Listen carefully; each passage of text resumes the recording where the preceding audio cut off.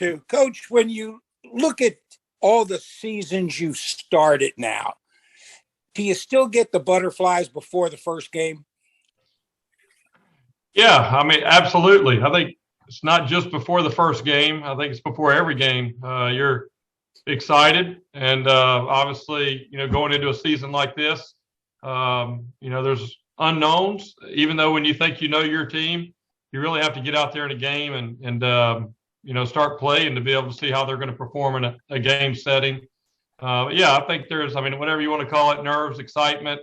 That's part of it. I mean, that's really the great thing about sports. I mean, really, if you didn't have that feeling, then go do something else. And that's what really makes it special is just that excitement, the adrenaline that'll be pumping with our guys. I think the big message for our guys is we have to make sure we don't play the game before Saturday at 4:00. And then also it's going to be a long game. It's going to be warm out there.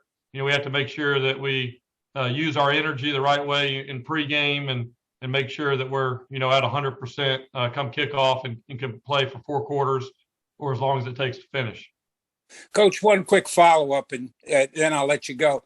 When you look at this season's opener, what's the big difference on offense and defense from last year's opener? Yeah, I mean, I just think we're a completely different team. Even though we have a lot of parts back, I mean, we added 40 new players in the offseason. We added 2 new coordinators. Just the overall, mindset, buy-in, work ethic has been completely different from January till now than where it was a year ago. And that's to be expected. Really hope that we'd be at this place after my first year. And it's kind of taken us 2 years to get to this point. But yeah, there's no doubt that it's a more, maybe more confident feeling team going into an opener than in the past based off of, what it's looked like for us here through the offseason. Thanks, Coach. Good luck tomorrow or Thanks. Saturday. Thanks. Will Turner. Good morning, Coach. Obviously, the big news is the vision that Michael Kelly has put out this morning regarding the new athletic village and kind of what that looks like. Just, what are your thoughts now that that's been announced and the direction is ready to go? Yeah, it's a exciting time all the way around. I mean, I think for me, I mean, I go back 2.5 years ago when Michael Kelly came up to Clemson to talk to me and interview me for the job and then recruit me down here. And it was not just about, what the current situation was. It was really a big picture of what their commitment level was going to be down here and really what that vision was. And, I think it goes back to our board of trustees, our chair, Will Weatherford, our vice chair, Mike Griffin, the entire board, and then our new president, Rhea Law. I mean, she's a visionary and she's 100% behind these projects. And then, Michael Kelly's experience as well. So I think for me, it's an exciting time as a coach. I'm sitting here in my office and looking at a $22 million indoor facility that hopefully we'll be able to use here soon this fall. And then, over here to the left, where eventually we'll have our on-campus stadium here in a few years. And so, my goal and my job is to make sure that our football team is elevating, at the same time that our football facilities and overall master plan here. And I feel like both of those are going to be working hand in hand. Looking towards Saturday, one of the big stats that I was taking a look at was BYU's third down conversion percentage. They converted at almost a 45% clip. Talked to Coach Shoop about this yesterday, about getting off the field on third down. Just, how important is that going to be on Saturday? Yeah, that's a critical down, right? Regardless, in every game, your third down, getting off the field on defense and being able to move the ball offensively and keep the chains moving when we have third downs. I think the biggest thing for BYU is they do such a good job on first and second down that a lot of those third downs, they're in a third and manageable situation. And so it's not just playing well on third down, it's playing well on first and second down so that they have some third and longs. Third and longs aren't going to be, should not be converted as highly as, the 3rd and 2, 3rd and 3 and that. So, they do a really good job. They know their scheme inside and out. They're very confident in it. And, it'll definitely be a challenge. And that's a big area that needs to be improved for our team from where we were a year ago, and something that Coach Shoop has spent a lot of time on and worked on some different things in the offseason with our guys. And there's no doubt that'll be one of the keys to the game. And then my last one, which do you think is going to be more important, I guess, for your team or just for this game? However, starting fast or ending halves the right way? Yeah, I had to. Well, that's a tricky question, right? So we've done a little bit of both, right? You followed us the last 2 years. We've gotten out to early leads and haven't been able to finish it.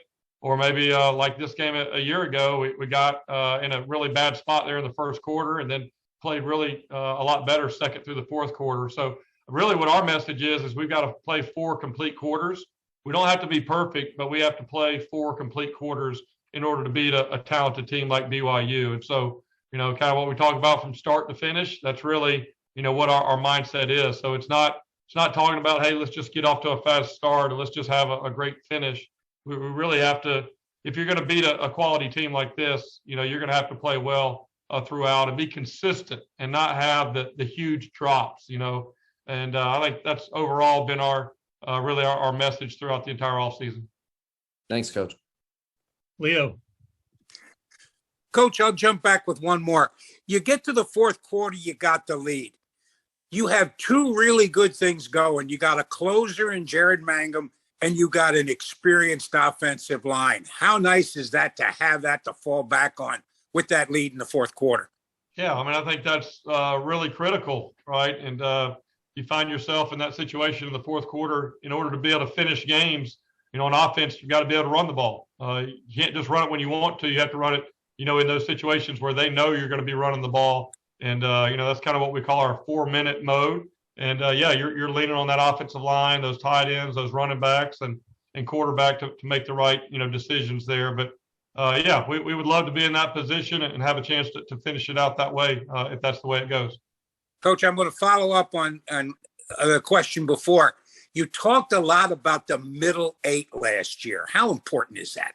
Yeah, that's very important. That's where a lot of games come down to, right there before the half. A lot of people think about the last 4 minutes in the game in the fourth quarter, but really in the second quarter, it's critical to be able to get points or hold them from getting points. And then, how do you, what's your halftime adjustments? How do you come out of halftime and whether you're going to get the ball or go on defense, being able to learn from the things that happened in the first half and be able to execute and put yourself in a big position. But all those things are critical, just like Will's question, right? The beginning of the game, the middle 8, and then the end of the game. And that's ultimately why football is such a great game, because you can't just play, well for a part. You have to literally, all the guys, 22 guys have to play well for 4 quarters to earn a victory, especially when you're playing a very quality opponent. All right. Any other questions? Go ahead, Will. Sorry, I thought of one more based off of Coach Trickett's availability yesterday. He said something really interesting to me about the way that they pressure the quarterback, that they do it in a little bit of a different way, saying that they move the pocket backward, and that pressures the quarterback. Going back with one of my colleagues about some stats about Gary Bohannon, was he was very good at picking up blitzes last year at Baylor. Just kind of how do you see, Gary handling some of those blitzes and maybe some unique pressures that he might not see the rest of the year? Yeah, I think opening games are always difficult because you don't have, as coaches, we like to look at the last game and maybe a couple games to be able to see all the different pressures and blitzes. And, as we're getting ready for a team in our opener, we got to look at their entire season. Well, there's a lot of pressures, a lot of blitzes, a lot of different coverages, unique defenses. I think that's one thing that they do a great job of at BYU is, they're very multiple in what they do. Very rarely do you see them just doing the same thing, week to week. There's a different kind of flavor and blitz package for each game. So with that, you got to have a guy at quarterback that can adjust as it's happening on the field. You're not going to be able to coach it all up before it happens. They have to be able to adjust. Our job as coaches is to give them answers, prepare them for different things that could happen, give him answers. And I think that's really where the film study comes in. Gary is a guy, again, he's up here all the time watching video and just the overall knowledge and understanding defenses and the different ways that they may attack you. Then that's when you kind of, have that guy that's a coach on the field and can really kind of help communicate with the running back, with the OL, tight ends. Ultimately, it takes a lot of people being on the same page. But, yeah, there's no doubt we expect to get plenty of pressure. That's what they like to do in a lot of different situations. And so, we'll have to pick those up well and have different answers for them. All right. Thank you to our local media. We'll see you on Saturday.